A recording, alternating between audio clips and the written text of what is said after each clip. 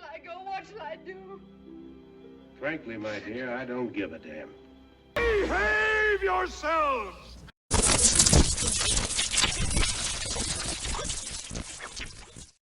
Hello YouTubers out there, this is Jerry Saravia at the movies. So today we're taking a look at a movie that I saw when I was a kid, roughly about 9 or 10 years old. And I insisted that my father at the time take me to go see it because it was rated R. And that was The Sword and the Sorcerer by director Albert Pyun, who also did a film that I intensely disliked back in 1989 when I saw it with a bunch of friends called Cyborg. Albert Pyun directed Cyborg, and he also directed Captain America, starring Matt Salinger, which I didn't care for either. And The Sword and the Sorcerer, you know, it's one of those movies that when you're a kid, it seems like it's sort of exciting, but you're sure something is missing. And of course, this came out the year after Raiders of the Lost Ark. And in fact, there was even a film critic at the time who said, well, it has some of the, and I'm paraphrasing, breakneck action of Raiders of the Lost Ark, some of the light humor. Well, there is a little bit of the light humor, but that's really about as far as it goes. The film is slow, and I did think at that time it was slow. However, this movie is completely awful. It is terrible. The staging of the action scenes is not very exciting compared to the same year, Conan the Barbarian with Arnold Schwarzenegger. I mean, again, both of these movies came out in 1982. I haven't seen The Beastmaster, so I can't compare, but as some of you may know in my age group, at that time, there were a lot of sword and sorcery movies. A lot, including, you know, to some extent, Clash of the Titans could qualify.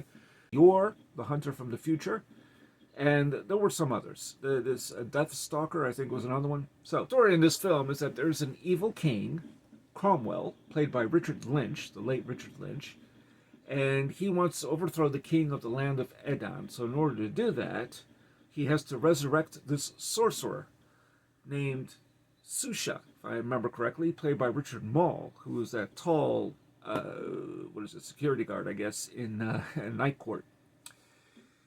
And he does resurrect him, and one of the neat things about it is he's inside of a tomb, and the tomb has a bunch of faces on it, which I thought was really interesting, and they come alive. They're like souls that have been taken by this sorcerer, it seems like.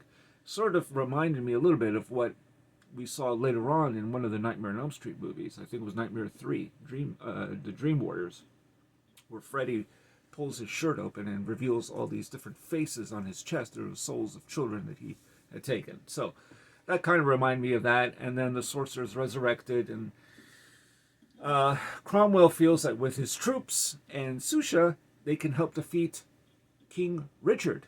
Now, at first, it's funny because I didn't remember all these details because I've only seen the movie once before back in 1982. So 40 years, I'm not going to remember story details. So I thought, oh, is this dealing with, even though I don't remember a land called Edan, you know, the stories of King Richard, or, you know, I mean, what are we talking about here? Is this, you know, about the, what period is this set in? You know, I didn't know. But then, of course, the king is just named King Richard, and he has a son named Talon. So his young son manages to escape, so Richard Lynch's character Cromwell kills the father and kills the mother of Talon, and then decides to kill Susha, the sorcerer, who's walking around with this, hood, and it's just, he can barely move around. He's tall, and he decides to kill him because I guess he feels that eventually Susha might give him up. But then Susha, it seems, has survived. Anyway, so Talon, the young Talon, has a terrific weapon, which is a sword that has, it's almost like a projectile. It has 3 different swords, and it can fire them. One, and then shoot another one, you know, that kind of thing. So, that then reappears towards the end of the movie, because of course it has to. If you introduce a weapon like that, you have to show it again later on, which of course they do. And the young Talon disappears. Now it's funny because many years pass and nobody knows what has happened to Talon. The sorcerer has no idea where he's at. King Cromwell has no idea where he's at. Anyway, that didn't make a whole lot of sense, but okay. He might have ventured off into some other land. Maybe, you know, Middle Earth. Who knows? And then eventually we do see him back, and it takes a long time before we really see Talon, played by Lee Horsley. But he also wants revenge against Cromwell because he witnessed the slaying of his parents by Cromwell. So Kathleen Beller is this sort of maiden that resides in the area and in his kingdom, and Cromwell wants to take her as his wife, much to the objections of her father, I guess, and so much to the objection of Talon, who tries to rescue her. And then he's told, well, you're not just any mercenary, you also have to rescue the people that are being held in these cells. And why should I do that? Well, that means I have to have one night with your daughter. This is before she is, of course, captured by Cromwell, which means sleeping with her. And then they do a little test and kiss each other to make sure that this is going to work. Not the most seductive guy. The problem is that the staging of the battle scenes are not very good. It takes a long time before you can... I mean, they're not very kinetic, compared to Conan the Barbarian, or even Conan the Destroyer, which I don't really care for. But, I mean, come on. It's just not very well done. A lot of it is also very dimly lit. A little claustrophobic, way too tightly shot, I thought. There isn't enough sense of the openness of these areas. I mean, you see it in other types of films, but in here, everything is just very tight. And again, I like the three-bladed sword. I think it's a terrific idea that it shoots out one, blade after another. But the movie is just not much fun to watch after a while. It's just, it also gets a little bit mean, I thought, a little mean-spirited. In particular, there is some blood and gore in this picture, but that's not the issue. It's just, there's a meanness, particularly towards the women in the movie. And again, I'm not trying to be a prude. Lee Horsley has a certain lightness, but he seems to be a little bit miscast as this character. These enormous fur coats that he wears, he looks a little bit silly to me.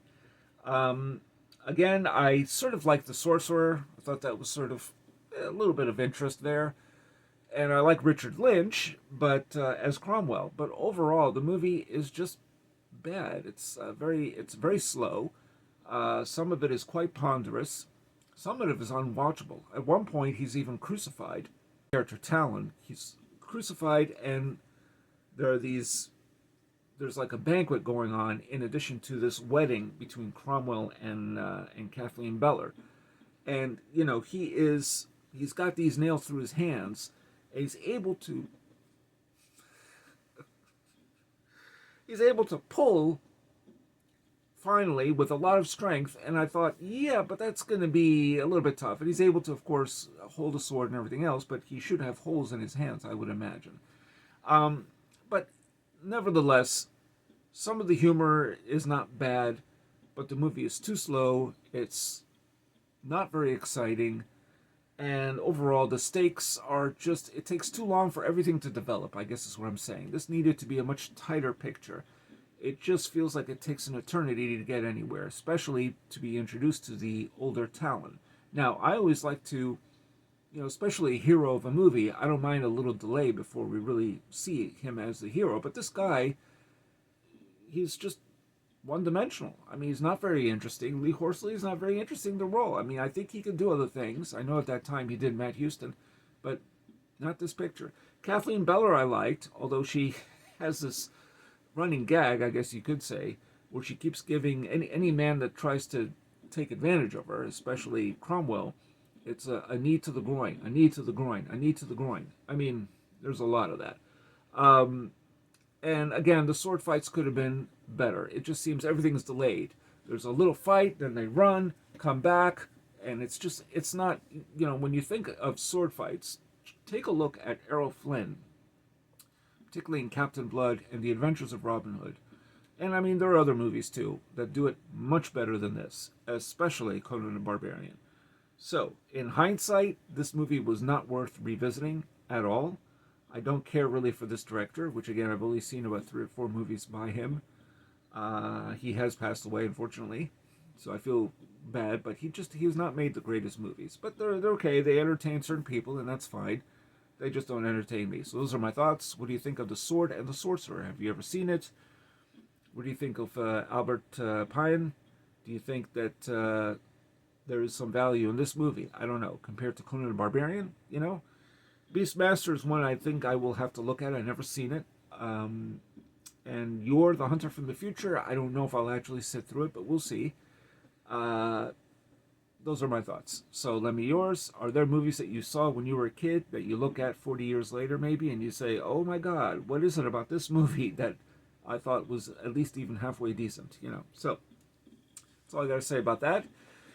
Thank you to the new subscribers to my channel.